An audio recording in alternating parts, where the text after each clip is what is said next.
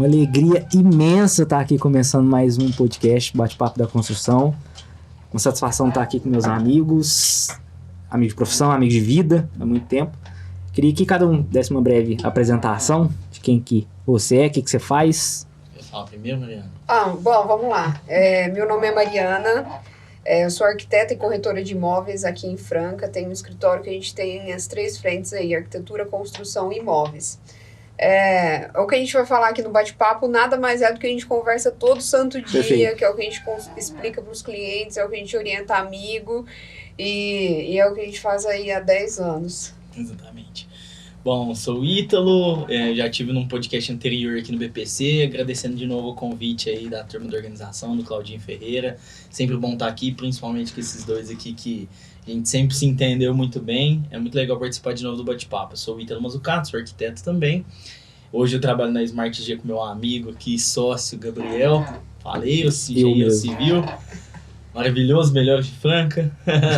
E para falar de um tema que eu acho que é muito interessante, né? E pouca gente eu acho que aborda hoje em dia, né? Eu acho que às vezes mesmo os arquitetos e os engenheiros, quando vai construir, chegam até a negligenciar um pouco essa parte, porque ela é muito importante, né? Uma parte que é essencial para qualquer construção, para qualquer projeto que você idealiza, para tudo que você vai fazer, que é o terreno, não é isso o tema? Perfeito, isso aí. Vou me apresentar também, sou o Gabriel, sou engenheiro civil de formação, pós-graduado em engenharia de estruturas, sócio do Ítalo na Smart G. Hoje a gente trabalha com infraestrutura e outros procedimentos a mais da construção civil. Para a gente começar falando de primeira, lote. Por que em Franca tem um lote tão caro? Vamos falar de Franca e depois a gente abrange as outras regiões aí. A gente abre? Isso. Bom, cara, eu acho que é o seguinte, a lei da oferta e demanda, a lei do mercado é implacável, ela é igual a da gravidade. Você pula do prédio, você vai bater no chão, você acreditando, você gostando de como é que funciona ou não o negócio. Então a lei da oferta e procura, ela é a mesma forma, ela é implacável. Aqui em Franca é uma cidade que é muito boa, né? Tem um desenvolvimento muito bom e tem uma procura gigantesca, uma demanda muito alta de moradia. E, por outro lado, ela é uma cidade que tem alguns entraves, né? No sentido de burocracias para se exercer e se finalizar um negócio, né? De loteamento. Eu trabalho muito com isso, então eu convivo, né? Com essa questão aí. Tem o mercado do empreendedor e o mercado do consumidor. Um não é reflexo do outro. No mercado do empreendedor, as dificuldades impostas para se exercer e se realizar um empreendimento, né, elas encarecem. Então, tem poucos empreendedores hoje fazendo coisas aqui no município, em função disso, e em função de não ter lançamentos, não ter muitos produtos aí para serem escolhidos, o valor do que tem acaba subindo, e isso é lei de mercado, né? Perfeito. Então esse mercado do empreendedor acaba refletindo no mercado do consumidor, porque eu até tenho uma pesquisa, né, que eu posso até depois fornecer para o pessoal do BPC, que uma empresa de São Paulo fez, que foi apresentada para nós lá na Elo, chama Brain, a empresa, lá de Curitiba, que fez um estudo de mercado de loteamentos no estado de São Paulo. E lá mostra que Franca tem o lote de loteamento fechado mais caro do estado de São Paulo e o segundo mais caro de loteamento aberto. E isso é claramente um problema de oferta e demanda, porque eles também mostram lá o que tem de estoque de lançamentos dos últimos 10 anos aqui na cidade. E a gente tem 300 e poucos lotes lá de demanda. Esses lotes acabam ficando muito caros, porque é simplesmente por oferta e demanda. Perfeito. Oi, Ítalo, eu acho que é interessante a gente explicar para o pessoal como que chega nessa questão, né? Franca, eu acho que um dos pontos que aconteceu para chegar nisso foi... A gente teve algumas gestões aí que teve uma pouca saída de aprovação de loteamentos Perfeito. De dentro da prefeitura. Não é simples, não é culpa da prefeitura especificamente, porque depende de uma série de órgãos, né? E aí... só para as pessoas entenderem, o que acontece? A cidade, ela vai começando a se moldar e tem uma frente de trabalho dentro da prefeitura que se chama expansão urbana. Então, imagina um anel, gente, imagina um anel ali que existe esse anel dentro de um perímetro da cidade e dentro desse anel existe algumas áreas verdes ali, que dentro dessas áreas verdes a gente consegue fazer um loteamento. Você consegue, se você tem um sítio ali, você consegue chamar ali um arquiteto, um urbanista e começar ali um projeto urbanístico. E esse projeto, normalmente, ele, no mínimo 24 meses, desde quando você começa a contemplar até realmente você viabilizar um loteamento. Melhor hipótese. Né? Melhor hipótese, Não, mundo perfeito. Na verdade, na nossa região, melhor hipótese tá sendo uns 5 anos. Mas o mundo perfeito, a gente sabe que é só isso. Como exemplo, só como efeito comparativo, em Minas Gerais nós chegamos a aprovar empreendimento em menos de ano. Sim, mas aí já entra outras questões por questões do Estado, né? Mas para as pessoas entenderem o que é. Existiu gestões que não saiu loteamento para lançar. Se não tem lançamento, não tem justamente o que o Ítalo estava falando. Oferta. Não tem o que comprar, o que tem vai subir o valor. É tão simples quanto isso. A mais bem. E aí, hoje, Franca, a gente está tendo alguns lançamentos aí. Sim. Teve alguns lançamentos nos últimos meses. E a gente já está vendo um pouco dessa estagnação dos valores. E até mesmo quem tem lote está abaixando um pouquinho do valor de mercado para conseguir a venda. Uma coisa interessante também, que eu acho que é interessante a gente comentar, é a questão do IPTU. Muita gente fala, nossa, mas por que o IPTU do terreno é mais caro do que o da casa, né? E um dos pontos é justamente para a gente não ter vazio urbano. Então, esse anel que eu estava comentando é a cidade. Se a gente abre um loteamento que fica a 5 quilômetros da cidade, do centro urbano ali, é 5 quilômetros que você vai ter que ter de rede de esgoto, de hidráulica, coleta. Toda a infraestrutura da cidade vai aumentar. A partir da hora que eles colocam o IPTU um pouco mais alto do que quando você tem uma casa, isso faz com que a prefeitura está tentando fazer com que o dono do lote construa. Perfeito. E que a gente não fica com vazios urbanos, porque o vazio urbano, ele também tem uma questão que, às vezes tem ali a questão de entulho, que o pessoal joga, e não é interessante você fazer uma cidade que ela não é consolidada de construção, né? O ideal é que ela seja o mais densa possível. Então é muita coisa, né, gente? Vários pontos que vão anotando aí, depois vocês mandam nos comentários também, né? E a gente vai conversando. Então, eu tenho uma oferta difícil de lotes, mas eu consegui, com muito custo eu consegui juntar meu dinheiro, consegui achar o meu lote. Mas falando tecnicamente aqui para a pessoa que quer comprar o lote, a visão de vocês como arquitetos, o que eu tenho que levar em conta? Qual que é o lote perfeito? Como que eu tenho que olhar para um lote e falar, nossa, é esse lote que eu quero comprar? Bom, eu até algum tempo atrás, eu planejei até uma apresentaçãozinha de slides, num pequeno manual do que você tem que ver, né, na hora de escolher o lote para construir. E eu baseei isso daí em 5 a 6 pontos que a gente tem que prestar atenção. Que a gente pode até passar em um por um, a Mariana vai saber falar bem também deles, mas são localização, isso é meio que claro, né? Hoje em dia no âmbito imobiliário a localização conta demais, o primeiro item. Depois eu tenho topografia, lote em aclive, lote em declive, lote plano. A partir da topografia, se tem muro de arrimo ou não, se eu vou fazer, como é que vai funcionar essa parte estrutural da coisa. Depois insolação, né? Porque dependendo do plano da sua construção ou do cliente, piscina no fundo, piscina na frente, quero ter fachada livre, não quero. Então o sol vai influenciar nisso aí também.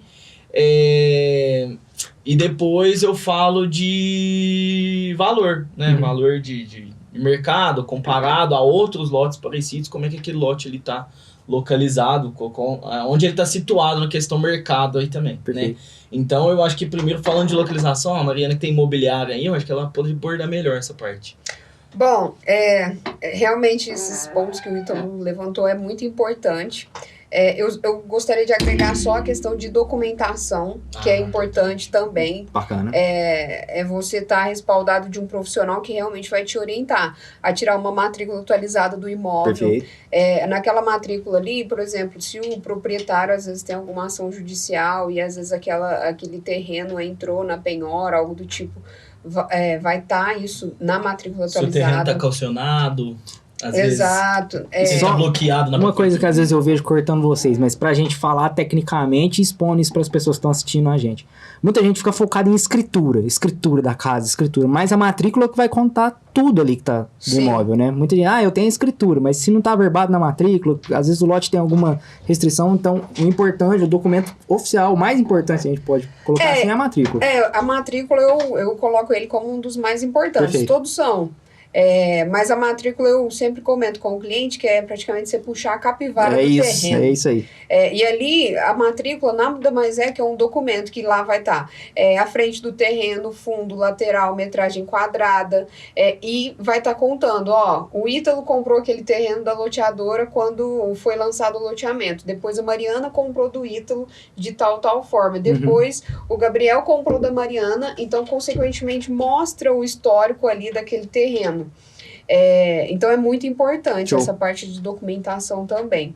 E uma coisa que eu sempre comento com os clientes também é olhar a vizinhança.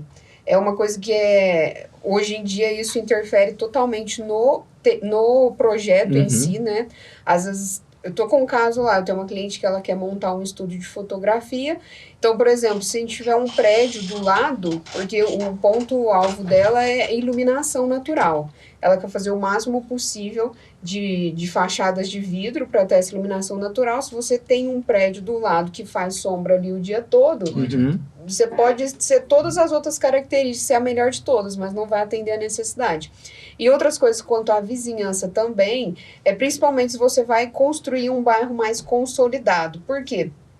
Um outro exemplo, eu fui fazer uma consultoria para um cliente que ele estava com uma oportunidade de comprar um terreno numa localização muito boa, com um preço muito bom. A hora que eu cheguei lá, eu vi que as casas em volta ali, elas não foram construídas de acordo com normas técnicas. E aí, o que acontece? Ali, a primeira estaca que fosse bater ali, que fosse 5 metros de profundidade, que não é tão profundo assim, ia rachar os muros laterais, ia dar problema nos vizinhos. E aí, é onde você tem que colocar na balança. Você está propenso aí a esses custos que podem aparecer. Agora, se você chegar ali, o lote tiver tudo certo, você olhou o padrão de construção da vizinhança, tá tudo certo, beleza, manda bala, mas sempre se atente a isso. E outras coisas, a casa do fundo, por exemplo, é uma casa que o pessoal loca para festa, área de lazer. Será que uma família com uma criança, com um neném é o espaço ideal, o lugar ideal? Então, eu bato muito nessa tecla aí de vizinhança, de entender essa logística do espaço ali, da rua, funcionalidade, se é uma rua que a gente brinca ali como... Brinca não, né? É um termo técnico, que é uma rua coletora. O que é a rua coletora? Normalmente ela é paralela à avenida. E aí o que acontece? Muita gente, para sair do semáforo, passa pela rua lateral. E aí, no final, ela vira uma rua tão movimentada quanto a avenida.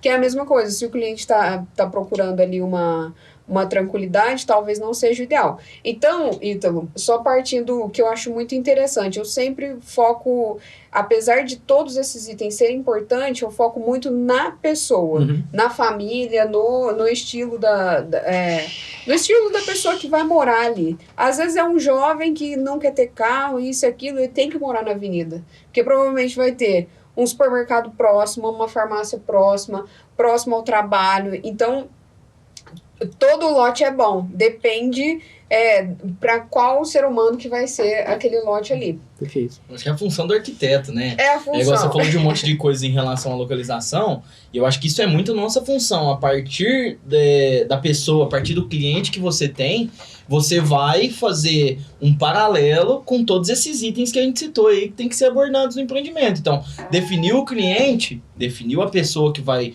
entrar depois naquela construção, aí você analisa localização, insolação, declividade, valor, documento, etc, para você encaixar aquilo ali perfeitamente na vida dela. Tem NN clientes, né? A gente cita muito o senhor que é mais de idade, não gosta de ficar no barulho, então abordando ainda a localização. Você não vai colocar aí do lado do salão de festa do condomínio, você vai vender um lote dentro de um loteamento fechado, você colocou ele no salão de festa, você tá Você quer matar o cara, destruindo o finalzinho de vida dele. Né? Um cara igual eu, que gosta muito de receber visita, gosta muito dos amigos junto e tal. O salão só vai estar alocado pro Ítalo. É isso. Eu tá do lado de um lugar que dentro do meu condomínio, do meu loteamento, tem muito estacionamento, para os meus amigos parar sem eu saber, é uma vantagem. Então você tem que entender a dificuldade que o seu cliente vai ter, qual que é o estilo de vida dele, e a partir dali, auxiliá-lo na escolha do lote, né? Em função do que ele vai passar ali pra frente. Então isso aí é muito importante na nossa função. Eu passei por isso essa semana. Tem um condomínio aqui em Franca, que eu não vou falar o nome, mas só para vocês entenderem o ponto que a gente analisou e o cliente deixou de escolher um lote lá por isso ou não. O ponto de ônibus é cerca mais ou menos de 1 quilômetro e pouquinho do lote que ele iria adquirir. E aí a questão é que a colaboradora da casa dele vai de ônibus até o trabalho. E aí foi um ponto de escolha. E isso foi uma questão que a gente orientou para ele, dentro de todos esses itens que a gente está conversando. A gente conversou, entendeu mais a fundo como que é a funcionalidade da família dele e mostrou esse ponto, ó, as vantagens desse terreno, isso. Uma das desvantagens. E aí ele optou por uma escolha de um outro lote justamente por conta disso. E provavelmente um cliente que ele não está resguardado de um profissional, dificilmente ele vai ter uma análise dessa. Com certeza. Nem sonhar com muita coisa nesse sentido, né? Sim. Ele nem pensa. O leigo, cara, ele não tem 5 anos de faculdade, depois mais várias experiências que a gente tem para passar essas coisas para eles. Várias situações que a gente já viveu permite a gente ter esse senso crítico de análise que um leigo nunca vai ter. Então, o dever do arquiteto, com certeza, é esse aí, de auxiliar o comprador da construção, né, nessa escolha. Outros pontos, Mariana, então eu tinha falado de localização, a gente abordou alguns, né? Insolação, como que funciona a história aí da piscina? Como é que é o negócio? Essa parte é boa também, né? Isso é um ponto que nós arquitetos analisamos muito e às vezes o cliente ele só vive o problema, às vezes em casa ou na casa de um conhecido e tudo mais. Então, a gente sempre vai pelo norte, onde que é o norte do terreno, né? E através daquele norte a gente começa a pensar na setorização. O que é norte? Norte, sul, leste, oeste. Beleza, mas e aí, só para vocês entenderem, o sol nasce no leste. Então, o ser humano, vamos dizer que ele foi feito para trabalhar de dia, para estar de dia ativo, para estar de noite descansando, certo? Então, dentro da setorização aí do norte, a gente sempre tenta posicionar os quartos do lado leste e normalmente você vai acordar ali, você vai ter o seu café da manhã, vai almoçar no final de semana, no meio da tarde pra frente você já quer pegar uma piscina, tá reunido com os amigos e tudo mais. Então já não faz sentido uma piscina tá do lado leste, que é na onde o sol nasce. O ideal é sempre você jogar a piscina pro lado oeste. Ou pro norte. Ou pro norte. Pega sol o dia inteiro. É a parte que tem mais tempo de sol possível. Aí dentro disso tem uma série de coisas que dentro do imóvel a gente vai locando ali, setorizando, a partir dessa setorização que a gente começa realmente os partidos, né? Que é tamanhos de banheiro, quartos, dormitórios e tudo mais. Então você pegou o terreno, você setorizou ele certinho, pronto. Com certeza você vai ter uma casa agradável, você não vai ter aquele quarto posicionado, por exemplo, no norte, que tomou sol o dia inteiro. Vai dormir, tá aquele calor. Tá aquela estufinha, né? Tá aquela estufinha. O porquê? Simplesmente porque o lado do quarto tá no norte, pegou sol durante a maioria do dia. Então, é natural, por mais que o tijolo tenha essa questão aí térmica, não consegue resguardar todo esse sol aí durante a maior parte do tempo. A nossa função começa na hora que o cara vem com um problema que ele não sabe que ele tem, né? Então, muitas vezes o cliente chega na gente e fala, não, porque eu quero uma piscina no fundo, eu quero um quarto não sei na onde, etc. E na hora que você vai ver o lote, não tem nada a ver com o que ele quer. O fundo do lote dele é onde ele quer pôr a piscina, tá no sul. E você não vai ter sol naquela piscina. Então, você é obrigado, a primeiro ponto, né, a falar pra ele. Falar, meu amigo, se você quiser essa piscina no fundo, você não vai ter sol. O que você prefere? Então, é aí que a gente entra, né? Então, a escolha do terreno pode já melhorar a vida do cara antes dele escolher comprar, né, aquele lote. Então, se você fala para ele, ó, vamos procurar um terreno com já que você quer, né, piscina no fundo, vamos procurar um terreno com norte no fundo, vamos procurar um lote que não tem um prédio do lado que tá tampando todo o sol do fundo da casa. Ou talvez. Privacidade também, né? Privacidade é importante, privacidade é muito importante. Então, essa análise eu acho que deve ser feita e muitas vezes, né, negligenciada principalmente pelo corretor afegão médio, né, que quer vender ali e tal e não vai pensar nessa... Sim. Quanto a isso, a gente sofre muito aí no mercado, que a gente vê... às vezes o corretor, o pessoal ou o próprio cliente compra porque a parcela cabe no bolso, né? E aí, de repente, você não faz toda essa análise. É totalmente cabível as pessoas não entenderem sobre isso que a gente está falando, porque a gente estudou 5 anos, a gente trabalha sobre isso. E a principal questão, gente, o ser humano brasileiro, ele tem a média de comprar 2 casas na vida. Então, se você não sabe disso, você está tudo bem. A questão é que você tem que saber quem vai te ajudar a resolver todas essas problemáticas aí e te ajudar a fazer a melhor escolha, entendeu? Então, cuidado com essa questão. Não, a parcela cabe no meu bolso. O terreno, juntei o dinheiro lá, igual o Gabriel falou. E agora, o que eu vou comprar? Para nós que a gente trabalha com isso, apesar de a gente estar falando muito aqui, é o checklist. A gente entendeu o perfil, esse serve, todos esses outros esquece. Vamos focar ali e vamos ver qual que é a melhor opção aí para casa do Gabriel, que agora a gente vai focar, que a gente já tá sabendo que ele juntou o dinheiro. Juntou meu dinheiro, vou comprar minha casinha.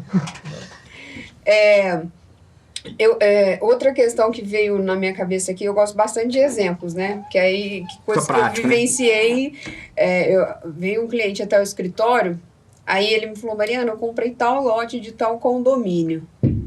Eu falei, não é possível que esse ser humano comprou esse lote. Era um lote com mais de 7 metros de desnível. E o engenheiro ali já fez assim, isso aí eu vou colocar a culpa. A culpa é do urbanista. Hoje em dia, as poucas pessoas que eu conheço que produzem conteúdo sobre loteamento falam uma bobagem, que é a tal da rua plana, e pra isso coloca a quadra... Queria pegar você nesse ponto. Não, deixa eu pegar você. Conclua. Aí eu falei, meu Deus, mas não falei nada pro cliente, né? Esperei ele terminar de contar a história. Aí ele me contou, ele falou, Mariana, lá na minha casa eu gosto muito de fazenda, de área verde, de sítio, e a minha mulher é 100% urbana, muito urbana. Então eu comprei esse lote justamente pra gente ter 2 desníveis, e uma das questões é que ele gostaria do dormitório dele em um desnível com vista pro mato, que um lado seria vista para o mato, e a outra parte social seria totalmente para dentro do loteamento, que é uma área 100% urbana. Aí eu falei, ufa, você fez a melhor escolha. Você fez a melhor escolha. Aí sim. Então, é realmente de pessoa para pessoa. Entendeu? E o que você ia perguntar pro Ítalo? Falando urbanisticamente, vamos levar para uma visão macro, depois a gente leva para a visão micro. Falando do loteamento. Você como urbanista. Princípio fundamental de disposição de lotes no loteamento. Para o cara que é empreendedor, que vai assistir a gente, que ele tem uma área, ele conseguiu lá, ele vai entrar, ele é dono da área, ou é o empreendedor que vai executar. O que vai fazer valorizar o loteamento dele, falando de posicionamento, curva de nível, desnível, enfim. Então vamos lá. Primeira coisa, 95% das prefeituras do país, o município vai pedir a área institucional filé da gleba. Então, aquela área que você tem que doar 5%, lá sai um papo outra história, a prefeitura vai querer a nata. A partir daí, você já perde uma área que seria uma das melhores. Então, você tem que se virar com o resto. Beleza. Aí, chega algumas faculdades de arquitetura e ensinam as pessoas a fazer o lote, as quadras, na verdade, né, a favor das curvas de nível. Ou seja, a maioria dos perfis, as ruas longitudinalmente, elas vão a favor daquela curva de nível. Sendo que, por outro lado, eu gosto de jogar as minhas contra as curvas de nível, no formato de cruz. Por quê? Porque se você deixa as ruas planas, você joga a declividade pro lote. Perfeito. E é na onde dá esses muros de arrimo de 3, 4. Nós pegamos, Gabriel vai lembrar, um caso de um lote aqui em Franca, de um projeto que nós fizemos, que o proprietário queria porque queria lote plano. Só que ele estava do lado de baixo de um desnível desse de 7 metros. O muro dele ia dar 10 metros no fundo da casa dele. Fica parecendo um presídio. Pior que um presídio. Né? Então, mas eu não culpo o proprietário, eu não culpo o cliente, porque ele mesmo, ele é leigo, ele comprou o lote na inocência e por aí vai. Agora, o empreendedor, se ele quiser deixar as ruas planas, o mais sensato de se fazer, o urbanista no caso, é pensar no meio termo. Joga na diagonal. Joga pensando e entendendo o que você vai fazer. Porque se você joga as ruas a favor da curva de nível, não tem nem drenagem. As ruas estão planas. A água de chuva cai ali e fica ali. Que é onde começa a surgir um monte de problema. É onde dá patologia, enchente, um monte de patologia. É onde dá patologia. É onde você condena o cara que compra o lote de cima, que é muito íngreme, a passar com o esgoto e com a água de chuva dele no vizinho de baixo. Você condena o cara do vizinho de baixo a receber aquilo ali. Muitas vezes o cara de baixo já construiu, precisa quebrar piso. Então, esse caso, que é a soleira negativa que a gente fala, né? É quando o lote, ele tá abaixo do nível da guia dele mesmo. Então, isso, urbanisticamente falando, vamos dizer assim, é muito ruim. Não é nada interessante você fazer isso. E muito menos comercialmente viável. Entendi. Porque esses lotes depois, posteriormente, são desvalorizados. Sim. O lote de curva de nível, né? Ruas a favor, contra as curvas de nível, dão lotes mais planos, mais brandos. Mas vamos lá. Não teve jeito, condomínio, loteamento, o bairro do cara, ele fez a favor das curvas de nível. O lote do cara tem um desnível gigante. É impossível de construir? Tem jeito? De jeito nenhum. Eu, particularmente, não sei a Mariana, mas eu gosto Arquiteto muito. existe pra isso. É isso. Eu gosto muito porque isso é muito aproveitado. Nesse próprio empreendimento que tinha esse desnível do terreno do proprietário que a gente pegou, esse desnível propiciava para ele uma ótima vista do pôr do sol. E como ele adorava o pôr do sol, Beleza. foi excelente o projeto. A gente conseguiu economizar em terraplenagem, né?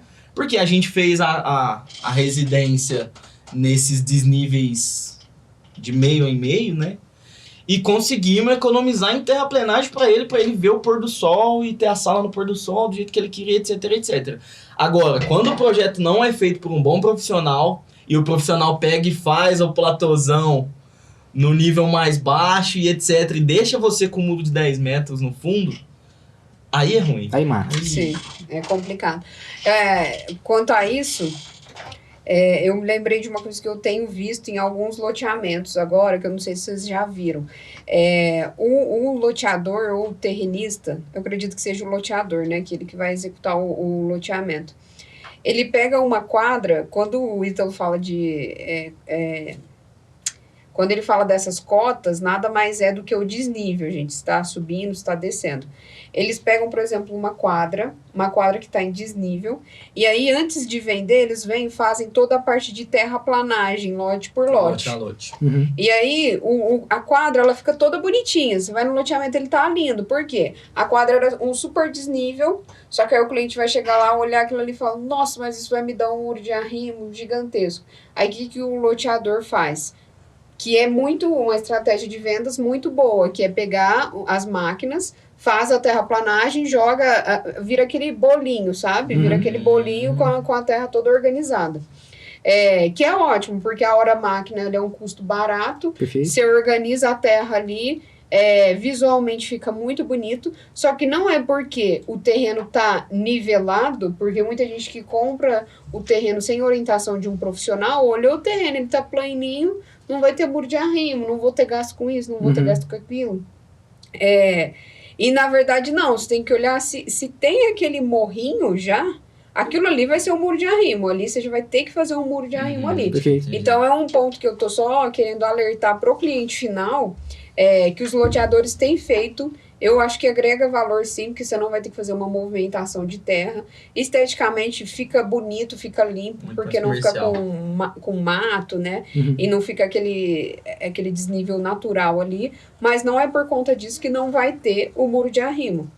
Uma outra coisa que eu me lembrei aqui, a gente mora em Franca, né? Interior de São Paulo. E aqui a cidade são três morros, Três né? colinas, Três cidade das Três Colinas. Exato. E antes de chamar Franca, chamava Três Colinas, né? E aí o que acontece? É natural que a população aqui, elas não gostam do aterro, do muro de arrimo.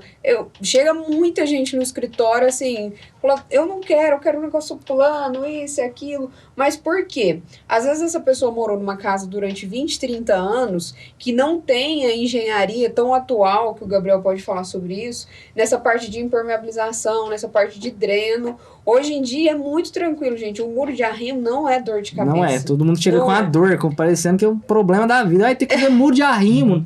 Tudo Não, bem, é só ok. um muro de arrimo. É igual você construir uma parede, não tem problema. Perfeito. É simplesmente ali uma manobra para conseguir executar o que precisa. Só que como a gente está nessa cidade de Três Colinas, de muita construção antiga, de antigamente a gente não ter toda essa tecnologia que a gente tem hoje aí na construção civil, acaba que realmente tinha infiltração, deslocou ali o rodapé e entra água por baixo da minha casa. Um ponto que a gente não falou, que é muito interessante, a sondagem do terreno. Perfeito. Na compra. Dependendo do tamanho do terreno, é ideal você fazer essa sondagem antes de comprar, para ver o que tem um pouco mais a fundo ali. Hoje em dia, um terreno 10 por 25, você vai gastar em coisa de 400, 500 reais para fazer um estudo ali sobre o solo, que dependendo do que vier ali, ela vai te nortear muita coisa. Tanto a show de bola, você vai gastar muito menos com fundação, por exemplo. Perfeito. Quanto ao contrário. Se tiver pedra ou se tiver água. Água até, eu já tive clientes que tem um local da cidade que antigamente ele era um lixão. Então, é natural, gente. Matéria Imagina um orgânica. lixão, matéria orgânica, e você tem um monte de cacos. Vai ficar um monte de furos e ar dentro da terra. Então, dá para fazer construção? Dá para fazer construção, sim. Porém, vai gastar um pouco mais na fundação. Enfim, só para finalizar. Por mais que a gente está levantando um monte de problemas aqui, né? A compra do terreno ainda é um dos melhores investimentos a serem feitos. Perfeito. A questão é, procure um profissional para te ajudar a resolver todos esses itens que a gente está falando aqui. Mas dificilmente você pode ter o dedo podre, escolher realmente o pior terreno, mas não vai ser um investimento ruim. A compra de terra ainda é o mais seguro, né? O investimento mais seguro que nós temos. Uma das coisas que mais valorizam. Perfeito. E essa questão, oferta e demanda, não tá parando de nascer gente. Então, Sempre vai continuar. Sempre vai continuar. Então, por mais que tenha todos esses itens aí na escolha, procura um profissional para te orientar e com certeza você vai estar fazendo um bom negócio, tanto para construir quanto para investimento. É isso aí. Considerações finais, Ítalo Muscato? Não, eu acho que eu concordo com a Mariana em gênero, número e grau.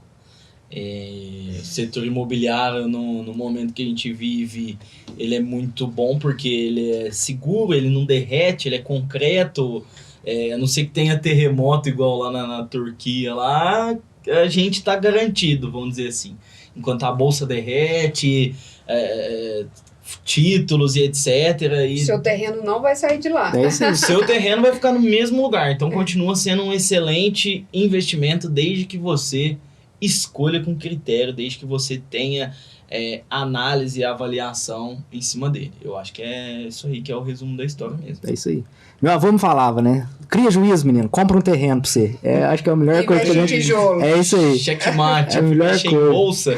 Tive que escutar meu tio depois. Falando, claro, por que não comprou um Tá terreno? vendo? Se você tivesse escutado o que eu te falei, É isso aí. eu tive que engolir seco. E nós estamos aqui para assessorar e para ajudar sempre, como profissionais da construção civil, a fazer a construção civil cada vez melhor, cada vez mais produtiva.